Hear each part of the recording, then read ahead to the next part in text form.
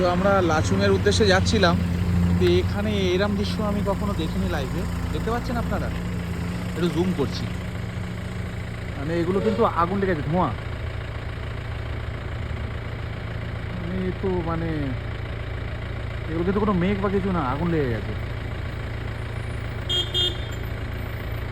দাবানল বা অন্য কোনো কারণ হতে পারে, জানি না, কিন্তু এই জিনিস প্রথম দেখলাম, তাই আপনাদের সাথে শেয়ার করলাম। মানে এগুলো না হয় কাম্য, কিন্তু দেখলাম তাই আপনাদের সাথে শেয়ার করলাম। আর নিচে রয়েছে তিস্তা রিভার, দেখুন কি অবস্থা। নিচে নেমে একটু আপনাদের দেখাচ্ছি। মানে জিনিসটা দেখে অতটা লার্জ কিছু মনে হচ্ছে না, কিন্তু পাহাড়টা সাইজ দেখুন, দেখে বুঝতে পারবেন এই যে লাইনটা রয়েছে কতটা এরিয়া জুড়ে আগুনটা লেগেছে। আর ক্যামেরাতে মনে হচ্ছে যে ধোঁয়াটা পুরো স্টিপ হয়ে আছে, মানে স্টিপ না, ধোঁয়া উঠছে। তো যাই হোক, এই জিনিস কখনো কাম্য না, মানে ফার্স্ট টাইম দেখছি। আমরা তো ঘুরে ঘুরে ওই দিকেই যাবো, সেই কারণে দাঁড়িয়ে আমাদের চোখে পড়লো, আমরা তাই দেখছি।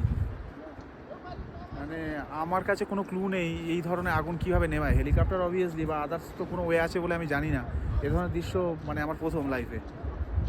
এটা কখনোই কাম্য না।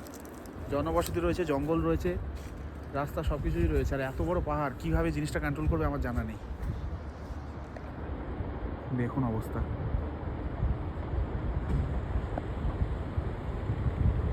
আমি একদম জুম করে দেখাচ্ছি, তাহলে আপনাদের বুঝতে সুবিধা হবে। ধোঁয়াগুলো মুভ হচ্ছে, আর এত বড় পাহাড়, মানে পুরো রোটা দেখুন, নিচে থেকে আগুন লেগে পুরো উপর পর্যন্ত, মানে আগুন লেগে লেগে আসছে, এরকম একটা ব্যাপার। আর আমরা ঘুরে এদিক দিয়েই যাবো এইদিকে, সেটাই তো আমরা বুঝতে পারছি না, সেই কারণেই আমরা দাঁড়ালাম। যাই হোক, এই জিনিসটা কাম্য না, সব কিছু ঠিক হয়ে যাক, এটুকুই চাই। আর এদিক দিয়ে আমরা পাহাড়ের ওপরে বরফও দেখতে পাচ্ছি, মানে সিচুয়েশনটা দেখুন। ঠিক আছে, দেখা যাক কী হয়, আপডেট দিতে থাকবো। আমরা চলেছি লাচুংয়ের উদ্দেশ্যে। এখন ঘড়িতে বাজে, আপনার সময় একটু বলে দিই, 2টো অলমোস্ট।